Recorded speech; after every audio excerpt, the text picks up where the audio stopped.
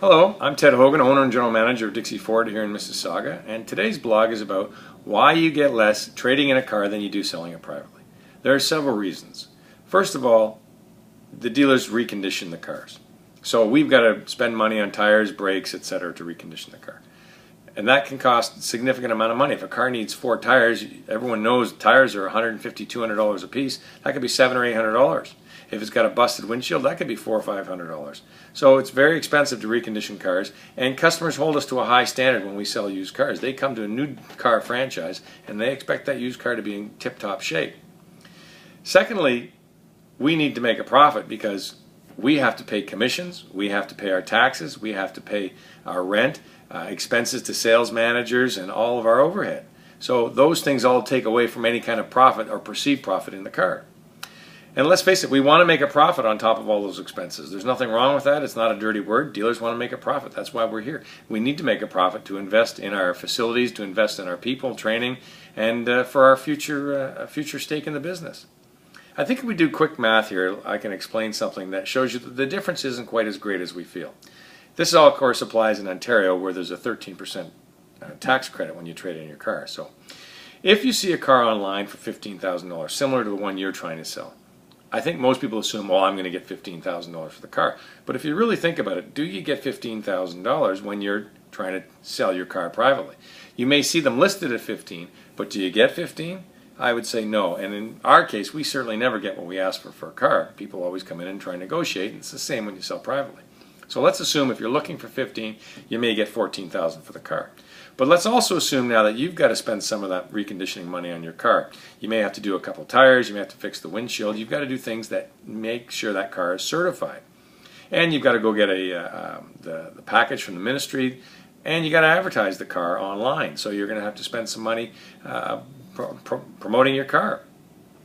So if you're going to get $14,000 for the car, and you're going to spend, let's say, $500 certifying the car, and you're going to spend another $100 at least in advertising and the used car package here in Ontario, let's say you get $13,400 in your pocket for that car.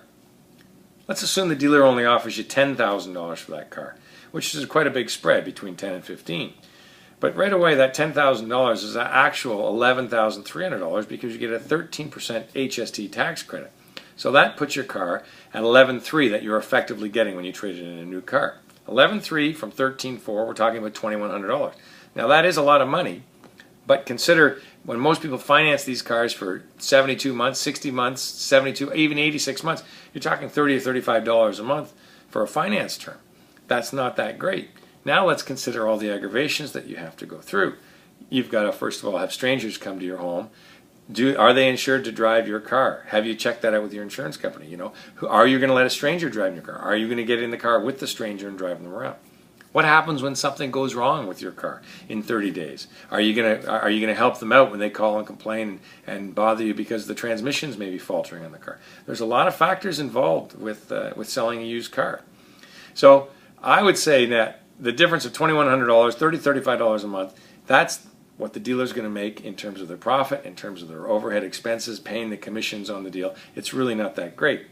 Now, considering the fact that today's used car market is so hot, and there's such a dearth of good used car inventory, you may even be able to negotiate that used car dealer, or the new car dealer, up to $11,000.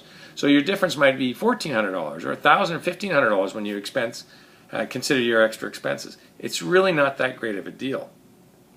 So the dealers are simply trying to make a profit. They're not trying to rip anyone off. They just want to make a fair deal for their own business, be able to pay their salespeople, many of whom and most of whom are on commission, and pay their managers and pay their overhead and expenses and make a little profit.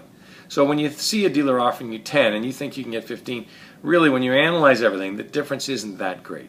Now, if you've got the time and the patience to make the extra bit of money, God bless you, all the power to you. But there really isn't the difference that people think. Now listen, if you have any questions or concerns, remember you can always email me at askthedealer@dixieford.com or call me directly at 905-629-1300. My extension is 240, and again, it's Ted Hogan at Dixie Ford, and I'd love to hear from you. Thanks and have a great day.